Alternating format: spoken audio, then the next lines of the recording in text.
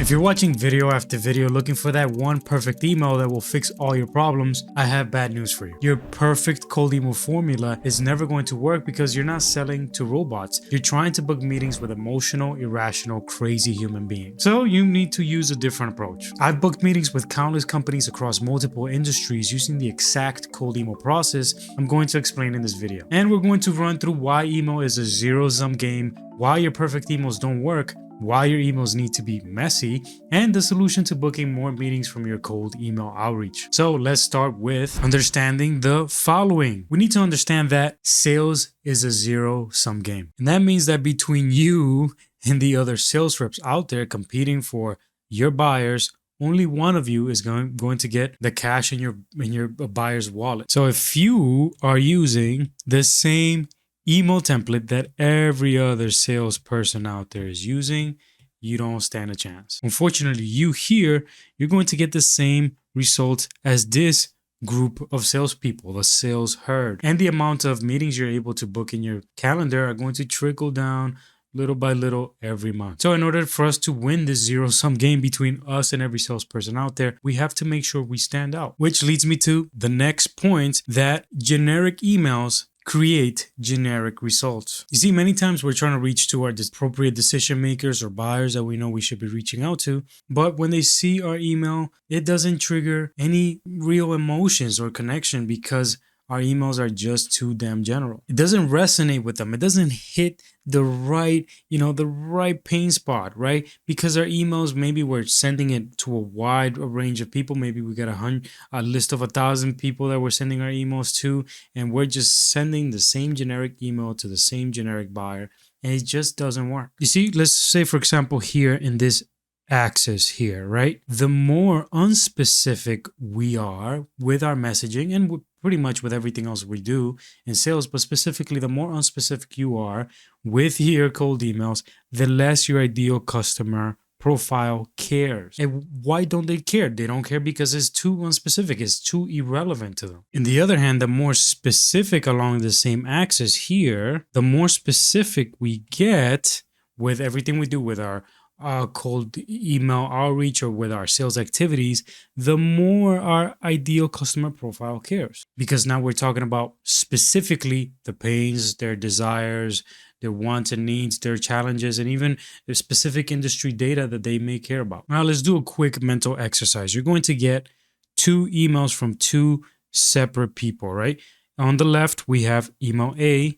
On the right, we have email B. Email A is about some random offer, about some, Christmas gift discount that you can buy and you'll get a 50% off, and it's not even December, it's sometime in July, right? They were completely irrelevant. The other email is hyper specific. It's an email from, a government type of agency, and they're letting you know that your car will be towed if you don't remove it from a specific parking lot. They have your license plate, they have a picture of your car, and they tell you you have 15 hours to remove your car, otherwise it's going to get towed, right? That's a very specific email. They literally have your license plate on the email. You're going to respond to that email.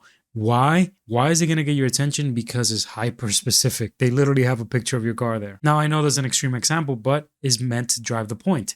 The more general we are, the less responses and meetings we're going to book, and the more specific and granular we are with our outreach and our emails, the better responses we will get. This is being specific about their pains and problems, but also what you offer, right? And how you can help them fulfill their specific desires they have in their roles as decision makers. The next thing we need to understand is that buyers are human. You may go on their LinkedIn and you may see a fancy picture of their profile with a fancy tagline and a fancy company and a fancy description about themselves. But at the end of the day, they're just humans. They have fears, they have doubts, and they have pain. And honestly, they're just incredibly busy. The reality is that they're not going to take action based on some random email that is completely irrelevant to them. They're going to be completely indifferent to that. While they will react to something hyper specific, right? That's either targeting something that they have incredible pain and something that is a big challenging that they're facing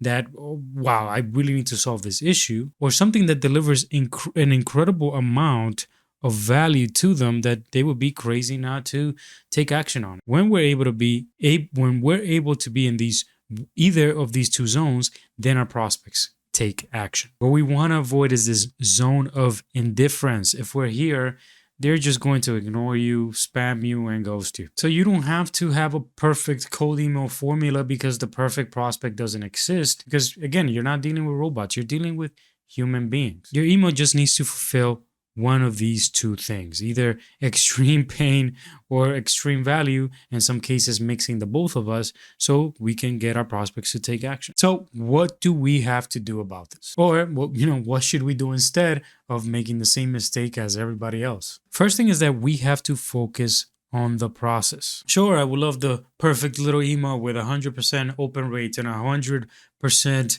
response rate and 100% booking rate, but it doesn't exist. I don't care how many formulas you've seen on LinkedIn about telling you about their high, incredible, perfect percentages of conversion. It just doesn't exist. The truth is that this is a never-ending process that we have to continue to work on day in and day out. Emails from 2 years ago won't convert 2 years from now. The game changes and your cold emails have to change with the times as well. The reality is that reality is messy and humans are messy, and by default maybe your emails are going to be a little bit messy to some degree. It's not going to all be perfect. Then your emails are going to evolve over the time. So instead of focusing on us and trying to engineer the perfect cold email, which is selfish, we instead want to generate the emails that generate emails for us with our customers or prospects so we can help them, and that is what makes you actually selfless. So we have to focus on the process. And if we do this, if we focus on the process, then what's going to happen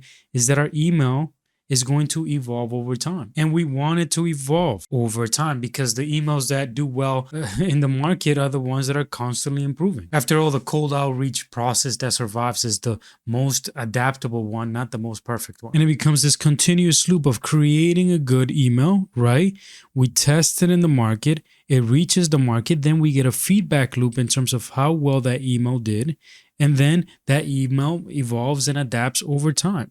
So you don't have to have the perfect email. You have to have the perfect process, trying things out, testing it, refining them a little bit, and then continuing to do that process again, and again. And if you make the process primary, you will generate results for you over time that, are incredible. And you will fill your calendar with meetings, but you have to focus on the process. Process is primary. Remember that. The other thing that we have to understand is that timing is never perfect, but it's powerful. Look, timing the market, timing anything in life, even timing a baseball, if you're playing a sport or something, it's never easy. And it's the same thing in sales. So timing is one of the hardest things to really get good at, but it's a powerful leverage that we have to at least try our best to nail. And one of the best ways to nail the timing is, just observing the trigger events that are in the market right now, because typically having and leveraging the right trigger events is going to enable you to reach out at the right time. So what are some triggers that we can leverage in order to nail the timing? Well, we got a couple here, so let's work through them.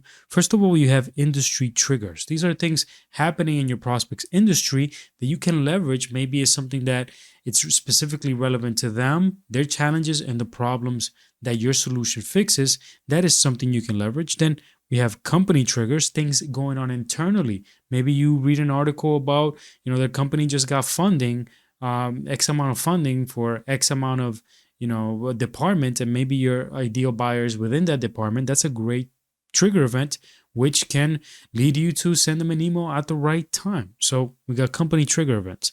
Then we have technological triggers, and this is very relevant now with AI, right? Almost any email saying AI in it in some way, shape, or form is probably going to get some attention because of the climate we're in. So technological triggers are something specifically you should be leveraging now with AI. Even if you're, obviously if your product is not related to AI directly, maybe not, but if you're selling tech, software, or anything related to that, sort of product or solution, you should definitely be leveraging it to some degree. Lastly, we have here personal trigger events. Now, these are a little bit harder to monitor unless you're stalking your prospects on Facebook or Instagram or something, but they're definitely doable. If you observe their LinkedIn, in many cases you can get data from there, so it's something you can leverage as well. And this pretty much ruins your perfect email formula, because ideally you would be leveraging these trigger events to include in your email, and that's never going to be the same. It has to adapt over time in your